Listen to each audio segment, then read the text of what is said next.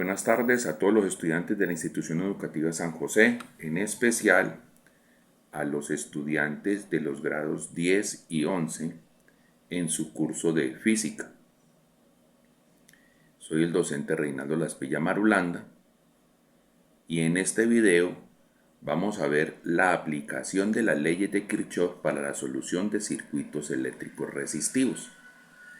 Haremos énfasis en el análisis de los circuitos resistivos por la ley de las mallas. Las leyes de Kirchhoff son dos. Una se llama la ley de la malla o del lazo cerrado y la otra se llama la ley del nodo.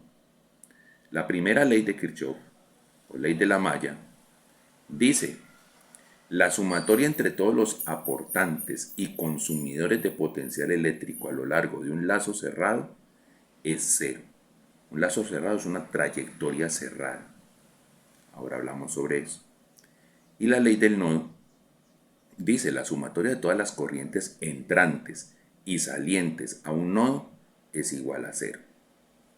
Entonces podemos destacar que la expresión matemática para la primera ley diría: la sumatoria de todos los aportantes menos la sumatoria de todos los consumidores debe ser igual a cero.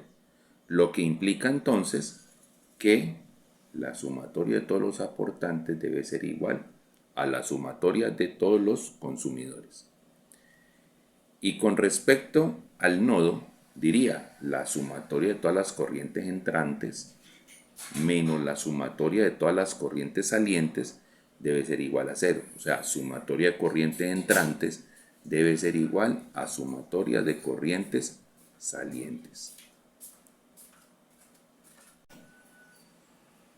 Nos presentan entonces, viendo a mano izquierda, un circuito que no se parece a los que hemos tratado hasta ahora.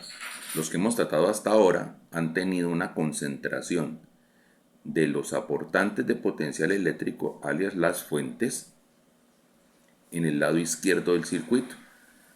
Y hemos aplicado la teoría de reducción paulatina de los circuitos aplicando formulaciones de circuito en serie y circuito en paralelo para llegar hasta una resistencia total, así poder definir una corriente total y posteriormente mediciones de potencial y mediciones de corriente a lo largo del circuito.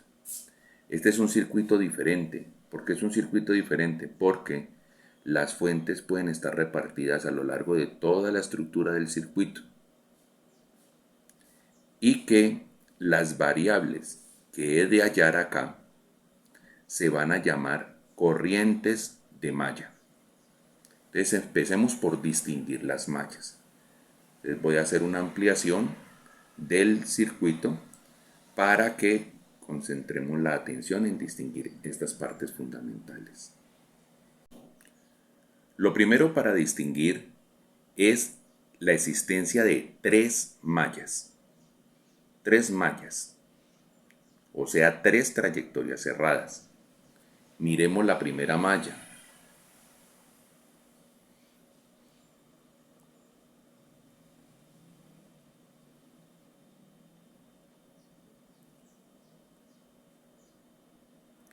Como pueden ver en el trazo que acabo de mostrar en pantalla, arranqué de un punto y volví a terminar en ese punto. Esa es una trayectoria cerrada. La segunda malla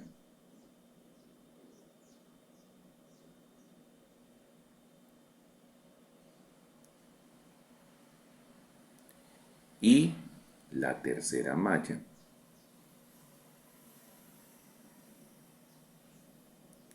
Entonces, este circuito que nos muestran tiene tres mallas. Si concentramos la atención en la primera malla, en la primera trayectoria cerrada, encontramos que hay varias aportantes de potencial. Este,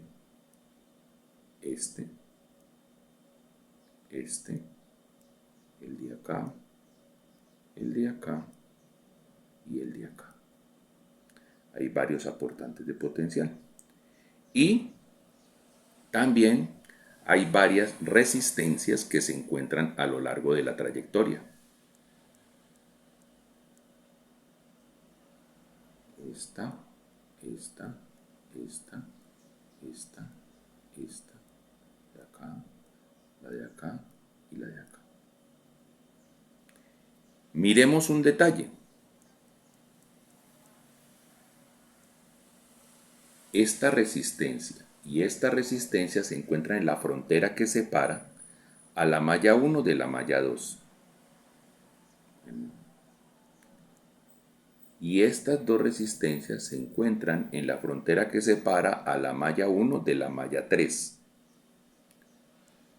Mientras que estas, esta y esta no se encuentran en ninguna frontera, son exclusivas de la malla 1. Eso será importantísimo al momento de fabricar el modelo de análisis de estos circuitos por malla, o sea, fabricar la ecuación de la malla. Miremos la malla 2, los detalles. Entonces, para la malla 2 también va a contar esta fuente, esta otra fuente, esta de acá y esta de acá. Y van a contar cierta cantidad de resistencias, donde esta está en la frontera con la malla 1, esta está en la frontera con la malla 1, esta es exclusiva de la malla 2, exclusiva de la malla 2, exclusiva de la malla 2, y esta se encuentra en la frontera entre la malla 2 y la malla 3.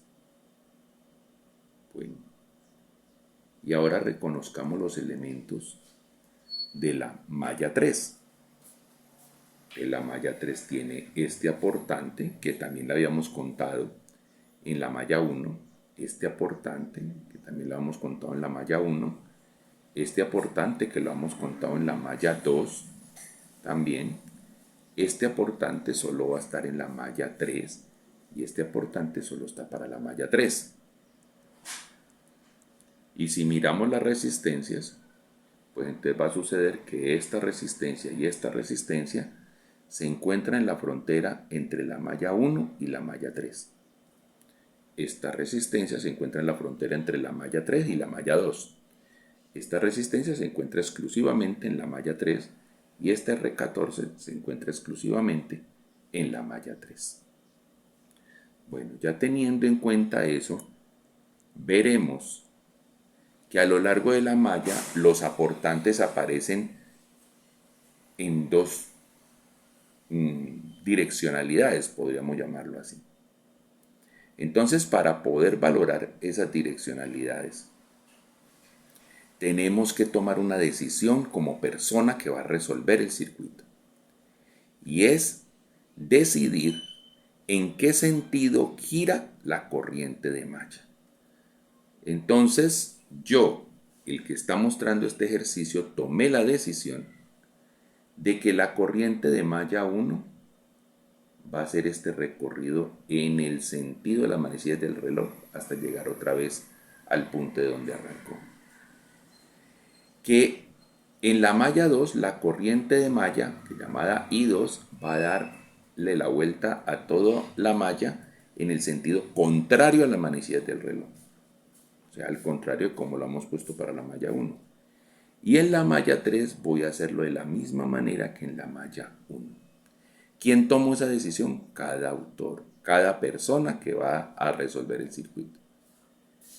Bueno, pero entonces si toman elecciones distintas, las respuestas van a ser distintas. Entonces, ¿qué va a pasar? Si se llega a la situación de que al encontrar los valores de alguna de esas corrientes de malla, D con valor negativo, significa que usted eligió el sentido contrario al que realmente debería llevar esa corriente. Simplemente eso.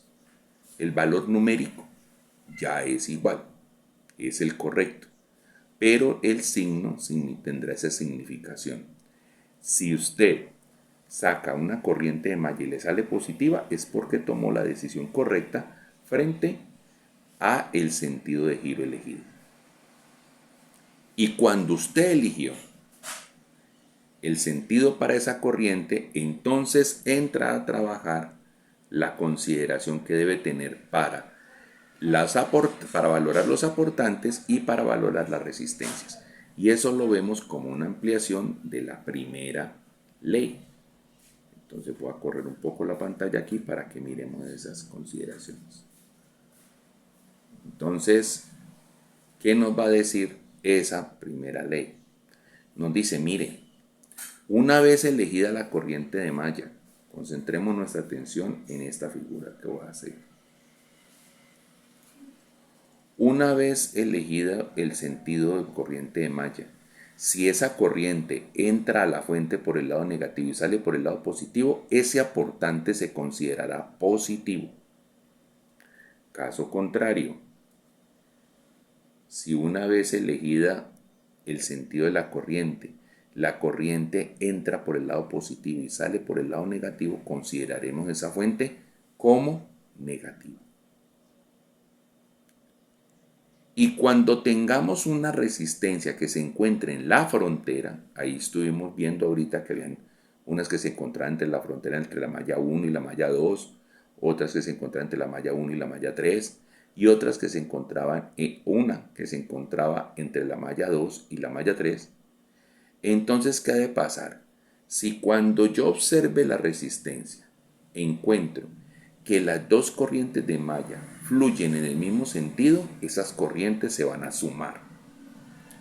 Pero, caso contrario, si cuando yo valore la resistencia observo que las corrientes de malla tienen sentidos contrarios, entonces esas corrientes se van a restar. Y pues en una suma da lo mismo en qué orden pongo los factores, pero en una resta va a ser importante quién va primero y quién es el que va a quedar restando. Entonces va a ir primero el de la malla donde estemos elaborando la ecuación, para que tengamos esos detalles en cuenta.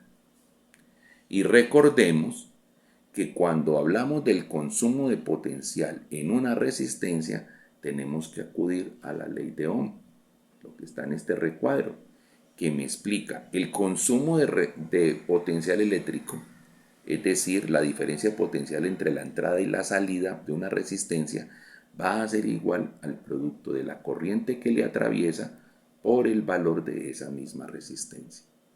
Entonces, con esos detallitos, teniéndolos en cuenta, vamos a entrar a elaborar la ecuación de malla. Entonces, volvamos al dibujo para que pensemos, de acuerdo a los sentidos elegidos de corrientes de malla, cómo considerar las fuentes y cómo considerar las resistencias que se encuentran en frontera. Entonces, tornemos al dibujo y evaluemos. Bueno. Lo primero es que hay que elegir un punto desde donde yo inicio mi análisis para acordarme que en ese punto es donde tengo que volver y terminar. Entonces, para el caso del dibujo, hemos elegido que este sea el punto clave desde donde se va a empezar el análisis. Entonces, como el sentido de la corriente de malla 1, arrancando ese punto iría hacia la izquierda, lo primero que me voy a encontrar es la fuente delta B5. Esa fuente observo que la corriente va de derecha a izquierda. Por tanto, la corriente entra por el lado negativo y sale por el lado positivo. Esa será entonces una fuente positiva. Después vemos que esa misma corriente, al pasar por delta B6, entra por el lado positivo y sale por el lado negativo. Esa fuente se va a considerar negativa. Después damos la vuelta y encontramos que la corriente entra a delta B1 por el lado positivo y sale por el lado negativo, o sea que esa fuente se va a considerar negativa. Después, al paso por delta B2, encontramos que esa fuente es atravesada de positivo a negativo, por eso va a ser considerada negativa. Damos la vuelta y pasamos por delta B3. En delta B3 vemos que entra por el lado positivo y sale por el lado negativo. Esa fuente va a ser considerada negativa. Y en delta B4 encontramos entonces que la corriente entra por el lado negativo y sale por el lado positivo. Por tanto, esa fuente de delta B4 va a ser considerada positiva. Y llegamos otra vez al punto de finalización. Entonces ya sabemos qué vamos a hacer con las fuentes al momento de elaborar la ecuación. Ecuación que alcanza a ver un pedazo en el límite inferior de la pantalla. Pero por ahora estamos mirando esos aportantes. Vamos a mirar las resistencias. Cuando vemos la resistencia 7, encontramos que la corriente de malla 1 va de derecha a izquierda y la corriente de malla 2 también va de derecha a izquierda al paso por ese R7. O sea que en R7 las dos corrientes se van a sumar. En R8 encontramos que I2 va de derecha a izquierda e I1 va de derecha a izquierda. Entonces en R8 también las dos corrientes I1 e I2 se van a sumar. Por R1 solo pasa I1, por R2 solo pasa I1, por R3 solo pasa I1, por R4 solo pasa I1. Por R5 encontramos que la corriente I1 va de derecha a izquierda, pero la corriente I3 va de izquierda a derecha. Entonces en R5 va a haber una resta de corrientes, I1 menos I3. Y en R6 encontramos que va de derecha a izquierda I1, pero I3 va de izquierda a derecha. Entonces en R6 también vamos a observar una resta de corrientes. Bueno, ahora vamos a revisar los elementos que competen a la malla 2.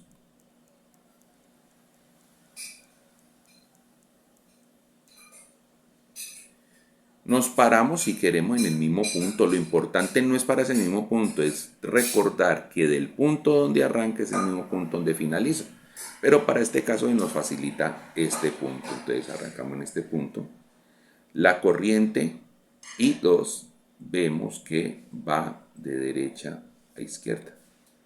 Lo que implica entonces que para la malla 2, la fuente delta B5 es positiva, la fuente delta B6 es negativa, da la vuelta a la corriente aquí y atraviesa así. La fuente delta B7 es positiva, la fuente delta B8 es positiva y la fuente delta B11 es positiva.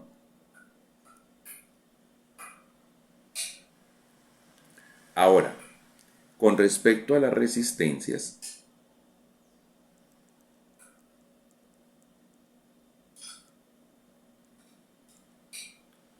se encuentra entonces lo siguiente.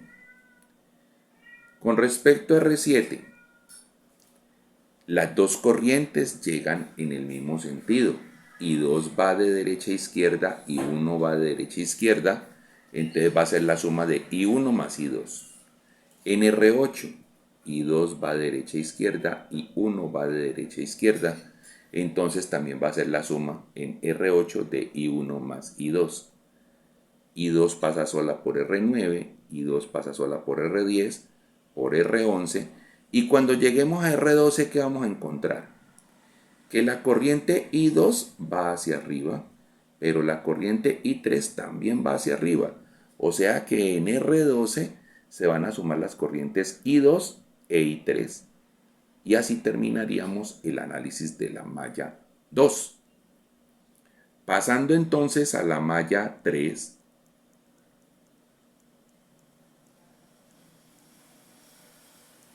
Entonces en la malla 3 y arrancando desde el mismo punto que hemos elegido, ya vamos a movernos de izquierda a derecha. Entonces moviéndonos de izquierda a derecha, ¿qué vamos a encontrar? Que la fuente delta B4 va a ser considerada negativa. Que la fuente delta B3 va a ser considerada positiva. Que la fuente delta B10 va a ser considerada positiva y que la fuente delta B9 va a ser considerada negativa y terminando la fuente delta B11 va a ser considerada positiva. Y con respecto a las resistencias, ¿qué nos va a ocurrir? Acá en R6, la corriente I1 va de derecha a izquierda, pero la corriente I3 va de izquierda a derecha. Por tanto, ahí hay una resta. Entonces va a decir R6 por I3 menos I1. Venga, ¿y por qué no puede ser I1 menos I3? Porque ya estoy hablando de la malla 3, entonces la corriente 3 va primero. Con respecto a R5, le va a suceder lo mismo. I1 va de derecha a izquierda, I3 va de izquierda a derecha, entonces en R5 también va a haber una resta de corrientes, I3 menos I1. Por R14 solo pasa I3, por R13 solo pasa I3, y por R12 nos va a suceder que la corriente I3 va hacia arriba y la corriente I2 también va hacia arriba, por tanto se van a sumar esas corrientes. Teniendo en consideración lo que acabo de decir, vamos a empezar entonces a elaborar las ecuaciones para cada una de las mallas. Entonces, permítanme un momento, cambio un poco el tamaño de pantalla para que podamos ver bien el análisis. Siguiendo entonces con nuestro análisis, armemos entonces la ecuación de la malla 1. Teniendo en cuenta la primera ley de Kirchhoff. ¿Qué dice la primera ley de Kirchhoff? La teníamos resaltada por acá arriba. Miren. Al lado izquierdo del igual vamos a colocar la sumatoria de todos los aportantes de potencial. Y al lado derecho del igual vamos a colocar a todos los consumidores de potencial. ¿Quiénes fueron los aportantes? Y ya lo dijimos. Miren, aportantes. Delta B5, que lo asumimos positivo. Delta B6 lo asumimos negativo. Delta B1 lo asumimos negativo. Delta B2 lo asumimos negativo. Delta B3 lo asumimos negativo. Y delta B4 positivo por las razones que acabamos de hablar viendo malla por malla. Ahora los consumidores me dijeron entonces que en R7 se sumaba la corriente I1 con la I2. Que en R8 se sumaba la corriente I1 con la I2. Que por R1 solo pasaba I1, que por R2 solo pasaba I1, que por R3 solo pasaba I1, que por R4 solo pasaba I1, que por R5 se va a la resta de corrientes entre I1 menos I3. ¿Y por qué en ese orden I1 menos I3? Porque estoy hablando de la malla 1. Que en R6 se ve multiplicado por la resta de corriente entre I1 e I3. Y ahí llegamos otra vez al punto donde habíamos iniciado la malla. ¿Qué hacemos entonces? Lo que vamos a hacer es factorizar. Aquí, para mejor visualización de ustedes, lo único que hice con las aportantes fue ordenarlos según su subíndice. Entonces miren que aquí estaba menos I1, entonces aquí está menos delta B1, perdón. Aquí está menos delta B2, entonces menos delta B2. Aquí está menos delta B3, menos delta B3. Aquí está más delta B4, más delta B4. Más delta B5, más delta B5. Menos delta B6, menos delta B6. Solo una ordenación, eso no cambia nada el valor de esa suma allí. Y al otro lado vamos a factorizar. Resulta que, ¿quién está con I1? Pero tenemos que acordarnos que aplicamos propiedad distributiva. Entonces R7 se multiplica por I1 y se multiplica por I2. R8 por I1 y por I2. R5 por I1 y por menos I3. Y R6 por I1 y por menos I3. Al hacer esas multiplicaciones y factorizar y agrupar, ¿qué vamos a encontrar? ¿Quién acompaña a I1? A I1 lo acompaña R7, R8, R1, R2, R3, R4, R5 y R6. Por eso usted los ve agrupados en este paréntesis y todos multiplicados por I1. ¿Quiénes están con I2? Con I2 está R7 y R8. Por eso con I2 está la suma de R7 y R8. ¿Y quiénes están con I3?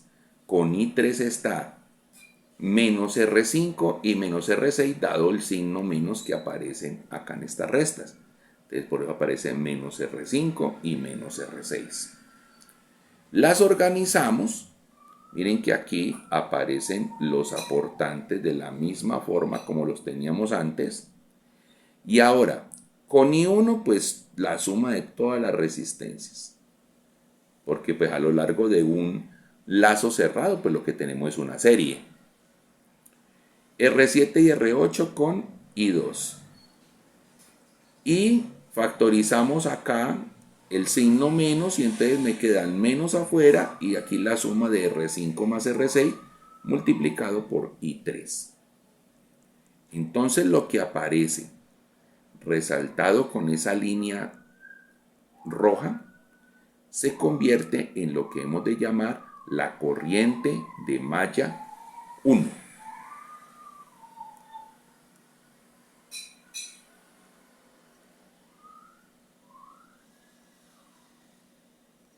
La corriente de malla 1. Bueno, vamos ahora a valorar la corriente de malla 2. Entonces, para valorar la corriente de malla 2, nos acordamos que dijimos que la fuente 5 era positiva, que la fuente 6 era negativa, que la fuente 7 era positiva, que la fuente 8 era positiva y que la fuente 11 era positiva. Eso, la sumatoria de aportantes. Ahora, la sumatoria de consumidores. Permítanme para que no perdamos ahí, acomodamos la pantalla. Ahora, los consumidores. Entonces, el primero, arrancando desde el punto que tenemos elegido para iniciar el recorrido, nos encontramos R7 y a R7, miren, aquí la tenemos marcada. A R7 nos sucede que ahí está I1 e I2 y se suman. Entonces, pues para que nos acordemos de que primero va la corriente 2, yo puse I2 más I1. Aunque si usted escribe I1 más I2, pues no le va a quedar incorrecto. Pero pues la convención para uno irse guiando y no perderse. Con R8 nos sucede lo mismo de que las dos corrientes se suman. Entonces miren que dice R8 por I2 más I1. Con R9, pues por ahí solo pasa la corriente I2. Con R10, por ahí solo pasa la corriente I2. Con R11, por ahí solo pasa la corriente I2. Y con R12 ya vimos que se suman las dos corrientes I2 e I3. Factorizamos, hacemos el mismo proceso que hicimos para la malla anterior. ¿Y qué vamos a encontrar?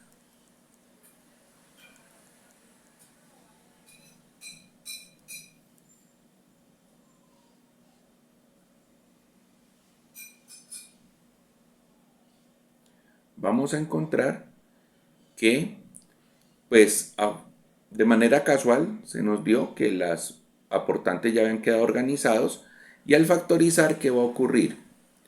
Que con I1 queda R7 más R8. Con I2 quedan todas las resistencias. R7 más R8 más R9 más R10 más R11 más R12. Y con I3 queda R12. Entonces, lo que tenemos allí subrayado es la ecuación de la malla 2. Ahora miremos la ecuación para la malla 3. Voy a reducir un poquito la pantalla.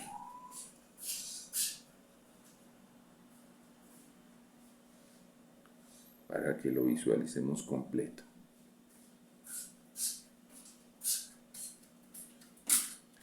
Entonces, en la malla 3, ¿qué vamos a encontrar?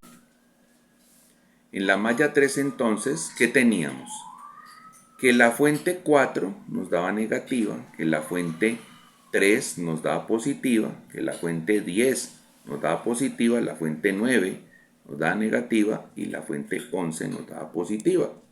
Entonces tenemos acá esa sumatoria de aportantes. Ahora,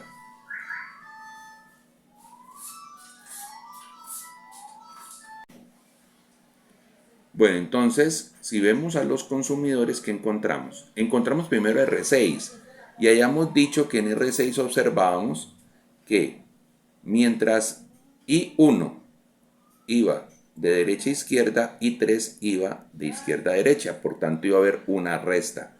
Entonces miren que aquí dice R6 por I3 menos I1. ¿Y cómo sabemos que primero va I3? Porque estamos en la malla 3. Después con R5 ocurre la misma situación, por eso dice R5 de I3 menos I1. Por R14 solo va I3, por R13 solo va I3 y por R12 ya vimos que se da la suma de I3 más I2. Si hacemos factorización y organizamos, ¿qué vamos a encontrar? Vamos a encontrar que con I1, ¿quién va a ir? Va a ir menos R6 y menos R5, por eso lo vemos aquí. Menos R6 menos R5 por I1. Con I2, ¿quién va a ir? Con I2 va a ir R12. Y con I3, ¿quién va a ir? Va a ir R6, R5, R14, R13 y R12. Multiplicado por I3. Y por tanto, al final, ¿qué vamos a encontrar? Organicé las fuentes, entonces primero quedó la fuente 3 positiva, después la fuente 4 negativa, después la fuente 9 negativa, después la fuente 10 positiva, después la fuente 11 positiva. Eso es solo organización. Y en la ecuación, ¿qué me va a quedar? Me va a quedar menos R5 más R6 con I1, R12 con I2 y la suma de R5, R6, R12, R13 y R14 con I3. Y entonces lo que tenemos allí resaltado con la línea roja es la ecuación de la malla 3. Entonces, terminamos viendo en pantalla las tres ecuaciones que vamos a movilizar. Y quiero mostrarles un avance. Vamos a mover un poco la pantalla.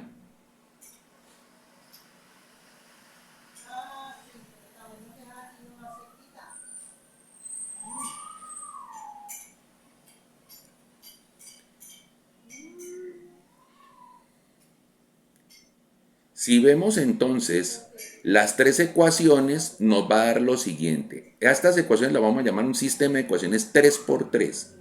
¿Por qué 3×3? Cada una de las ecuaciones para nosotros va a representar una fila. Y cada una de las corrientes va a representar una columna. Tenemos tres corrientes, entonces I1 es la primera columna, I2 la segunda columna, I3 la tercera columna. Te observen un detalle. Miren aquí. Toda esta suma que tengo aquí de resistencias aparece aquí. ¿Por qué? Porque es la que acompaña a I1 en la fila 1. R7 y R8 aparecen aquí porque es quien acompaña a I2 y menos R5 más R6 aparece aquí porque es quien acompaña a I3. Si nos fuésemos entonces a la malla 2, entonces ¿qué encontraríamos? Que R7 más R8 acompaña a I1, que la suma de todo ese poco de resistencias acompaña a I2, mírenla aquí, y que solo R12 acompaña a I3. Y en la ecuación de malla 3, menos R5 más R6 acompaña a I1, R12 acompaña a I2 y la suma de todas estas resistencias acompaña a I3. Eso que acabo de marcar, esas 9 posiciones, se llaman la matriz de coeficientes. Y vemos los resultados. Miren, estos aportantes que tengo de la ecuación de la malla 1 son los mismos que aparecen aquí. Estos aportantes que aparecen aquí de la malla 2, mírenlo acá. Y estos aportantes que aparecen de la malla 3, mírenlo acá. Quiero entonces que observen un detalle principal. Distingan acá la diagonal. Y al lado y lado de la diagonal los elementos deben ser iguales. Miren, R7, R8, R7, R8. Menos R5 más R6, menos R5 más R6. R12 y R12. Si se ha logrado formar un arreglo tipo matriz como el que les muestro allí, y se cumple que al lado y lado de la diagonal los elementos son iguales, entonces usted ha elaborado bien las ecuaciones de malla. Y hasta ahí llega la clase de física. Porque lo que usted obtuvo fue el modelo de análisis para encontrar las tres corrientes. De aquí en adelante, lo que sigue es clase de matemáticas. Una clase de matemáticas en las cuales le voy a enseñar cómo se manipula un sistema de ecuaciones 3×3 para poder encontrar tres respuestas. I1, I2 e I3. Hasta el momento, el estudiante ha manejado sistemas de ecuaciones para manipular dos variables, X, Y, M, N, T y S, la que sea, pero dos variables. Este sistema que les voy a explicar va a dar para manejar tres o más variables. Entonces, les pido un momento para que acomodemos la situación, a ver ya la solución, y le vamos a colocar números para que nos sintamos más a gusto. Hasta ahora he utilizado puro lenguaje algebraico. Bueno, ya hemos cambiado de pantalla y ahora a este circuito que tenemos aquí planteado le vamos a colocar valores. ¿Qué valores vamos a colocar para ejemplificar? Tal cual como está resaltado en el sitio que les voy a mostrar, me dice que cada aportante de potencial va a valer 100 voltios. Que cada resistencia que esté identificada con un número impar, o sea R1, R3, R5, R7, R9 y ahí en adelante, va a valer 50 ohmios. Y que cada resistencia identificada con número par, o sea R2, R4, R6, R8, así sucesivamente, va a valer 100 ohmios. Y que mi inquietud es poder encontrar solución para I1, I2 e I3.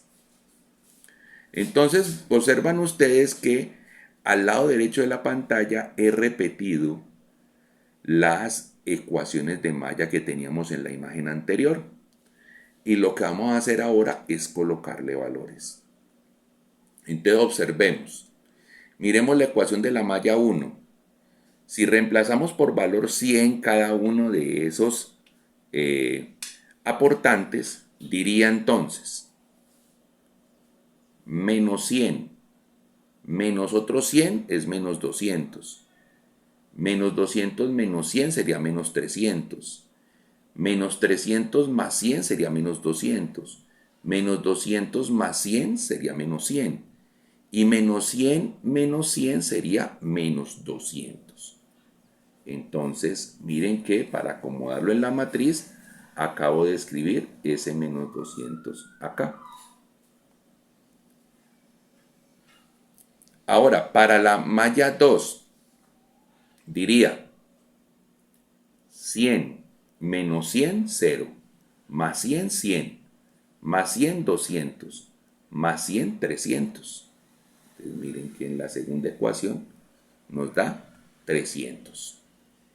Y para la tercera malla, diría entonces 100 menos 100, 0, menos 100, menos 100, más 100, 0, más 100, pues 100. Entonces ya tenemos los tres resultados. Para la malla 1, la sumatoria de todos los aportantes da menos 200 voltios. Ay, pero dio negativo, no importa. Para la malla 2 dio 300 voltios. Y para la malla 3 dio 100 voltios. Que haya dado negativo en el primero no es indicativo de nada. Simplemente del sentido que usted eligió para la corriente y que así valoró las fuentes. Ahora valoremos resistencias. Entonces miremos. Con I1 vamos a la ecuación de la malla 1. Dice R1 50, R2 100 van 150, R3 50 van 200 R4, 100, van 300. R5, 50, van 350. R6, 100, van 450. R7, 50, van 500. Y más R8, que son 100, serían 600. Por eso usted observa que aquí dice 600 ohmios, que multiplican a I1. Ahora, con I2, dice R7 que son 50 más R8 que son 100, pues da 150. Entonces dice 150 con I2. Y para la tercera, con variable para I3, sería 50 y 100 serían 150, pero restando, porque aquí hay un signo menos. Entonces diría menos 150 ohmios de I3. Ahí tenemos ya en base numérica la ecuación de la malla 1. Completemos la malla 2. Entonces, R7 más R8 son 150 con I1. Este largo me va a decir 50 más 100, 150, más 50, 200, más 100, 300, más 50, 350 y más 100, 450 que multiplica a I2. Y con I3 va una sola que es una par, entonces vale 100 ohmios por I3. Y ahora, de la malla 3, ¿qué me va a decir? 50 y 100 son menos 150 porque llevo menos adelante. R2 es 100 con I2. Y con I3, ¿quién va a ir? 50 y 100 son 150 y otros 100 son 250 y 50 son 300 y 100 son 400. 400 por I3. Ya concentrándonos entonces en ampliar acá las ecuaciones, la observamos. Y nos dice, la malla 1 son 600 ohmios por I1 más 150 ohmios por I2 menos 150 ohmios por I3 igual a menos 200 voltios. La malla 2, 150 ohmios por I1 más 450 ohmios por I2 más 100 ohmios por I3 igual a 300 voltios. Y la malla 3 va a decir menos 150 ohmios por I1 más 100 ohmios por I2 más 400 ohmios por I3 igual a 100 voltios. ¿De qué nos aseguramos? Nos aseguramos de que vemos acá la diagonal y que miren, 150, 150, menos 150, menos 150, 100 y 100. Como son iguales, significa que tenemos una matriz para empezar bien, para empezar a trabajar. Entonces miren el arreglo matricial que aparece al lado derecho. Un poco la pantalla. Y nos dice, miren, tome y acomode los coeficientes. ¿Quiénes están con I1? Con I1 está 600, 150 y menos 150. Miren, 600, 150 y menos 150. Con I2, 150, 450 y 100. 150, 450 y 100. Con I3, menos 150, 100 y 400. Menos 150, 100 y 400. Resultado de la ecuación de malla 1, menos 200, menos 200. De la malla 2, 300, 300. De la malla 3, 100, 100. Bueno, entonces, ¿cuál es el método de solución? El método de solución se llama método de resolución por matrices y se llama el método de Gauss-Jordan, en honor a dos matemáticos muy reconocidos. Entonces miremos de qué se trata. Ya tenemos entonces matriz de coeficiente y matriz de resultados, como vemos ahí en la gráfica. Entonces dice método de resolución de matrices de Gauss-Jordan. ¿Qué esperamos lograr? Esperamos hacer lo siguiente, que aquí debe quedar un 1, aquí debe quedar un 1 y aquí debe quedar un 1, o sea, en la diagonal. Y todos los otros elementos deben volverse unos ceros. O sea, arriba y abajo de la diagonal deben dar ceros. Cuando logremos tener esa operación, entonces en la matriz de resultados va a aparecer que el valor que aparezca aquí arriba es el valor de la corriente I1, el de la mitad el valor de la corriente I2 y el de abajo el valor de la corriente I3, tal cual como lo muestro en la parte de esta pantalla. Miren, debemos terminar ahí. Miren que quedaron unos en la diagonal, ceros en las otras posiciones, y en el lado de resultados va a aparecer en la primera fila I1, en la segunda fila I2 y en la tercera fila I3. ¿Por qué es ese orden? Porque es que I1 es la corriente de la malla 1 y en la fila 1 era la ecuación de la malla 1. Asimismo, I2 va en la mitad porque la que iba en la mitad era la ecuación de la malla 2. Y en el renglón de abajo es la fila 3 y por tanto ahí voy a hallar la corriente de malla 3. Miren el comentario que les coloco acá. Si el resultado de alguna de las I, de las corrientes de malla, es negativo, ha de significar que se ha equivocado al momento de elegir el sentido de giro de esa corriente, en el momento en el cual usted está haciendo construcción de la ecuación de la malla. Bueno, pero ¿cómo hacemos para pasar de esto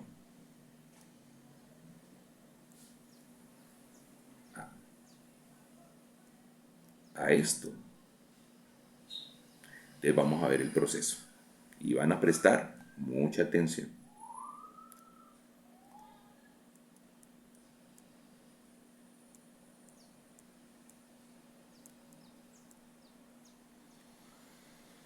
Miremos entonces cómo arranca la matriz. 600, 150, menos 150, menos 200, 150, 450, 100, 300, menos 150, 100, 400 y 100. Entonces vámonos a la parte de esta imagen y empezamos.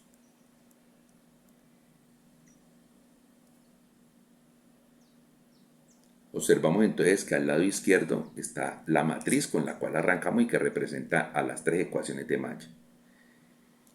Y la primera pregunta que se le va a hacer es, ¿por cuál número, escúchenme bien, por cuál número hay que multiplicar a este valor 600 para que se convierta en un 1? Pues para que se convierta en un 1 hay que multiplicarlo por su inverso multiplicativo. El inverso multiplicativo de 600 es 1 sobre 600. Por eso usted ve esta indicación aquí, que dice que vamos a multiplicar por 1 sobre 600, pero a toda la ecuación, a toda la fila. ¿Por qué? Porque no puedo dañar la proporción. Miren que en este caso aquí podríamos decir que 600 es la 4 veces 150 y 4 veces 150 y 3 veces 200. Entonces yo no puedo dañar esa proporción.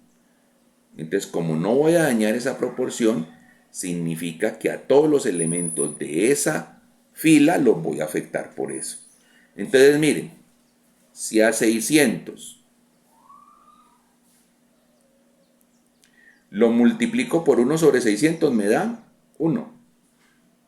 Si a 150 lo multiplico por 1 sobre 600 me queda 150 dividido 600 y eso al reducir se convierte en un cuarto. Cuando a menos 150 lo divido por 600 me da menos un cuarto. Y cuando a menos 200 lo divido por 600 me da menos un tercio. Y las otras dos filas permanecen constantes. Entonces miren que lo primero que hice fue buscar el 1 de la diagonal. Y al buscar el 1 de la diagonal, lo que busco es multiplicar por el inverso multiplicativo del número que se encuentra ahí originalmente en la diagonal. Teniendo eso claro, pasamos al segundo paso. Corro la pantalla y miramos. Ya tenemos la matriz de ahí de la izquierda. Entonces esa matriz de la izquierda ahora me dice, y hago la pregunta. Escúchenme bien. ¿Por cuál número tengo que multiplicar a este 1 para que al sumarle 150 se convierta en 0? Pues en este caso por menos 150, que es su inverso aditivo. Y después me preguntarán, oiga, ¿por cuál número tengo que multiplicar a este 1 para que al sumarle menos 150 me dé 0? Pues por su inverso aditivo, o sea, 150. Entonces miren que para la segunda fila es menos 150 y para la tercera fila es 150. Esa operación es la que aparece indicada aquí. Entonces vamos a buscar el primer cero, el cero de la segunda fila. ¿Qué dice? Dice 1 por menos 150 me da menos 150, más, más este 150 me da 0. Pero como esa es una operación que altera a toda la fila, tenemos que afectar a todos los elementos de la fila. Entonces después voy a decir, un cuarto multiplicado por menos 150 me da menos 150 cuartos. Y a eso le voy a sumar 450, me da 825 medios al reducir. Ustedes, como ya son muy duchos en la suma y resta de fraccionarios, podrán comprobarlo. Y ahora, menos un cuarto, lo multiplico por menos 150, me da 150 cuartos. Y a ese 150 cuartos le sumo 100, me da 275 cuartos. 275 medios, perdón. Bueno, y ahora, a menos un tercio, lo multiplico por menos 150 y da 50. Y a 50 le sumo 300 y me da 350. Y ahí ya logramos obtener el 0 que debe ir en esa columna debajo del 1. Vamos ahora a buscar este 0, el 0 que va en esa misma columna, pero ya en la tercera fila. ¿Y qué dice? Dice que entonces cojo al 1 y lo multiplico por 150 y me da 150 y le sumo menos 150 y lógico, tengo este 0. Tenemos que alterar todos los elementos de la fila. Entonces, a un cuarto lo multiplico por 150 y me da 150 cuartos. A 150 cuartos le sumo 100 y me da 275 medios. Ahora, a menos un cuarto lo multiplico por 150 y le sumo 400, me da 725 medios. Y a menos un tercio lo multiplico por 150, me da menos 50. Y a menos 50 le sumo 100, me da 50. Entonces con eso ya hicimos la tercera parte de todo el proceso de solución. ¿Por qué? Porque logramos obtener el 1 de la diagonal y el resto de los elementos en la columna le da 0. ¿Cuál será el paso a seguir? Pues el paso a seguir es buscar el otro 1 de la diagonal. Es decir, que en el paso a seguir vamos a buscar cómo volver a este número, volverlo un 1.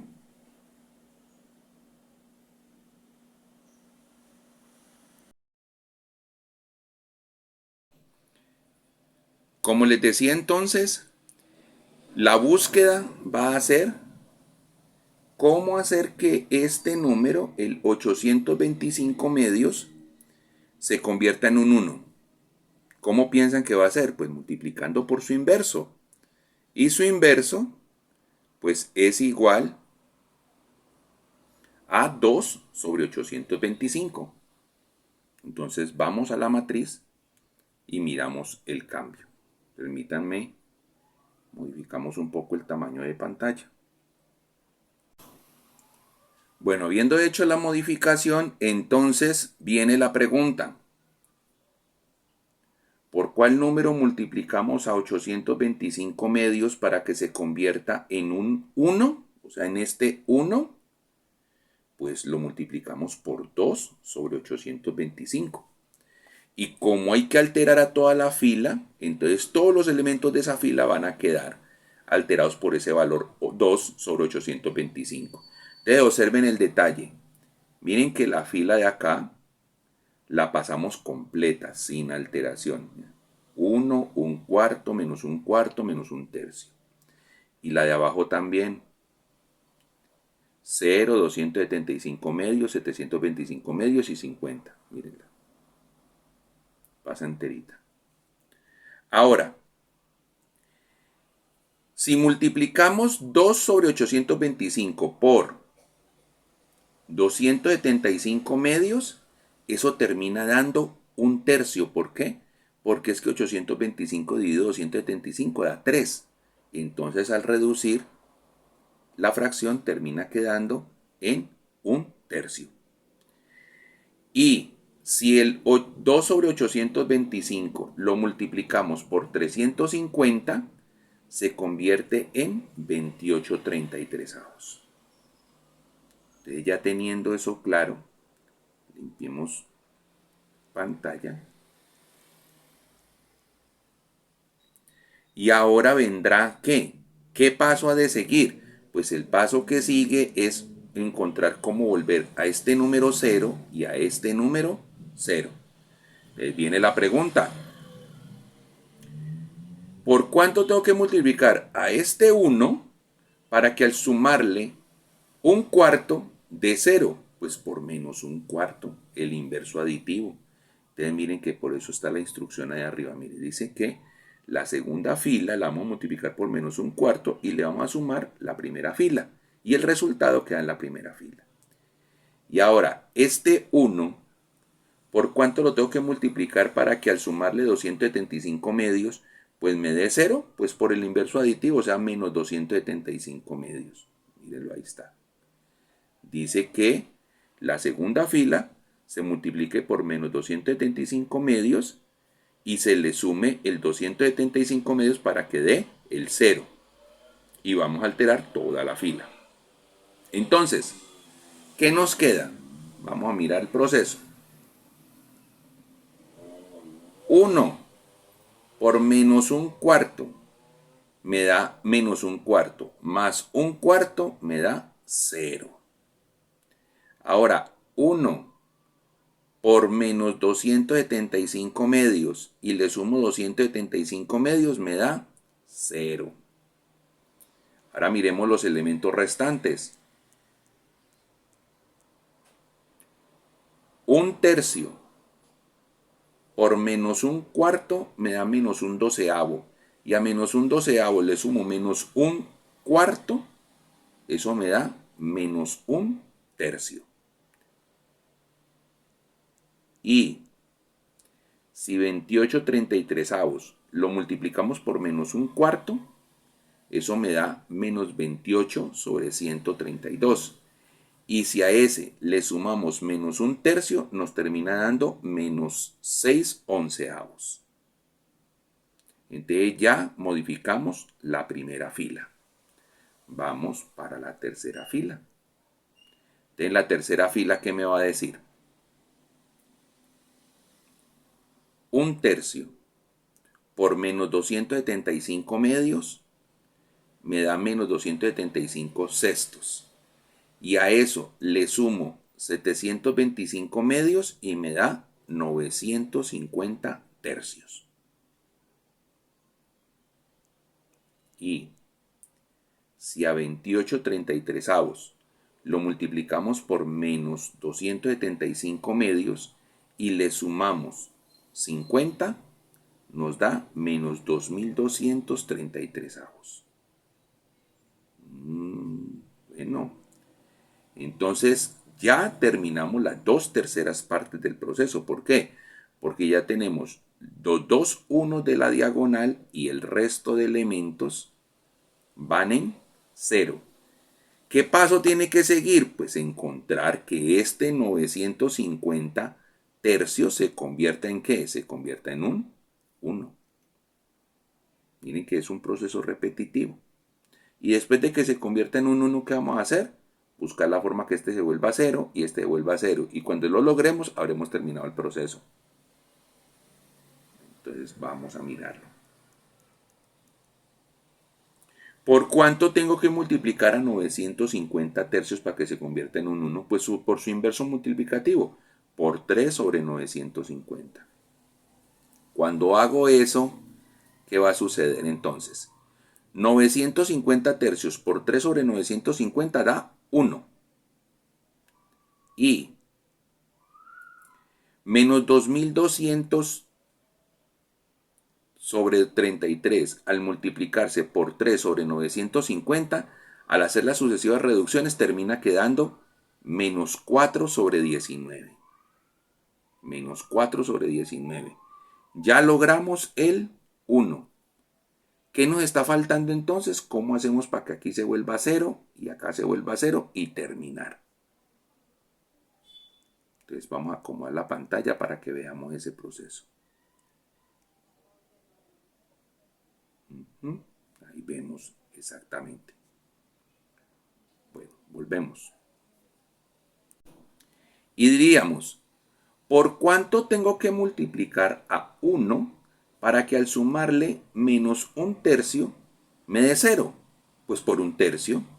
Entonces miren que por eso dice acá que vamos a coger al 1 de la tercera fila, lo vamos a multiplicar por 1/3 y le vamos a sumar la primera fila. Y después, ¿qué va a decir? ¿Por cuánto tengo que multiplicar a este 1 para que al sumarle 1/3 me dé 0? Pues por menos 1/3, el inverso aditivo. Entonces miren que, por eso dice esta instrucción acá. Dice que vamos a multiplicar por menos 1/3 a ese 1 y le vamos a sumar lo que está en la fila 2. Bueno, procedamos entonces. 1 por 1/3 da 1/3 y a 1/3 le sumo menos 1/3 me da 0.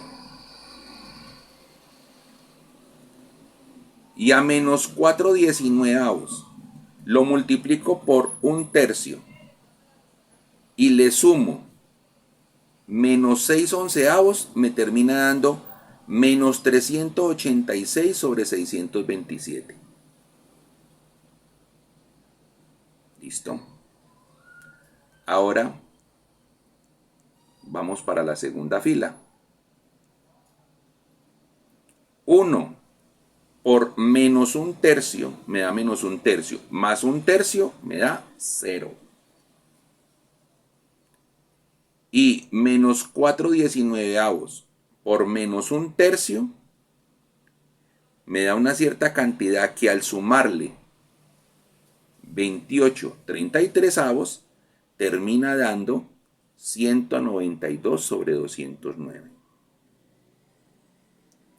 Y entonces, ¿qué vemos? Que hemos terminado el proceso. ¿Por qué hemos terminado el proceso? Ampliar acá.